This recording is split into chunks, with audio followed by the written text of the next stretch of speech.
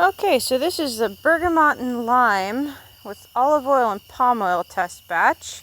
And look at that, I forgot to grab milk. I just got water. Oh well. You'll notice that the palm oil is not solid.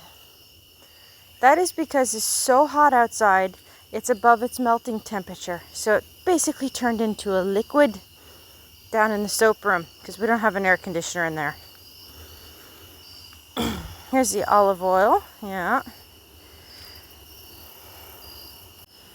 I can tell you right now, a little bit ahead of time, I'm actually filming the test portion of this batch right now. And it's going to be interesting, stay tuned. Okay, and I know I'm not wearing gloves here, I'm supposed to be wearing gloves with the lye. But this whole thing happened where down in the soap room, I ran out of gloves. So I handed him my box and I didn't feel like going and getting it. And I didn't remember until most of the way through filming this to put on gloves.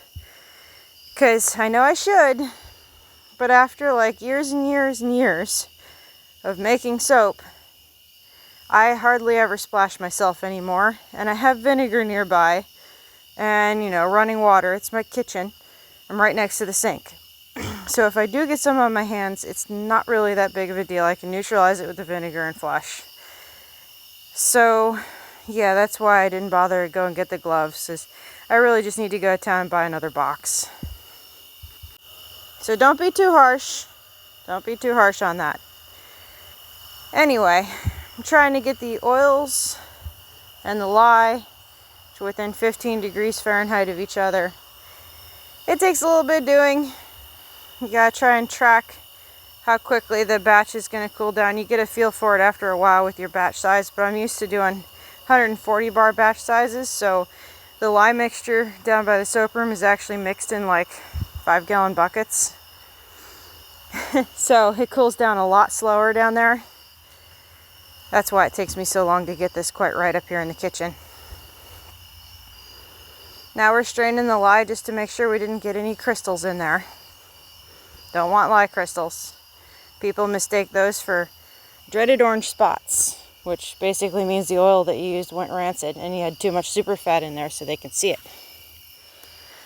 This is a calculated on my program to be a 6% super fat, but the goat milk actually adds super fat, and at this ratio I'm not 100% sure how much it adds, but I think it's like somewhere between 0.5% and 1%. So, if I recall correctly, this batch took about 45 minutes to mix, which is pretty normal. This is actually a scaled down version of a recipe that we already make for one of our customers that buys a whole batch at a time and has us make a custom order without soybean oil. So we've actually made this recipe many times, but not with the scent bergamot and lime mixed together. We've never actually made a bergamot and lime before, and we've had some requests for it. So I'm giving it a go here. You always want to take the mixing time to get your mold ready. And like, you know, down in the main soap room, we're getting like 6 to 9 molds ready most of the time while everything is mixing, so it's a whole thing.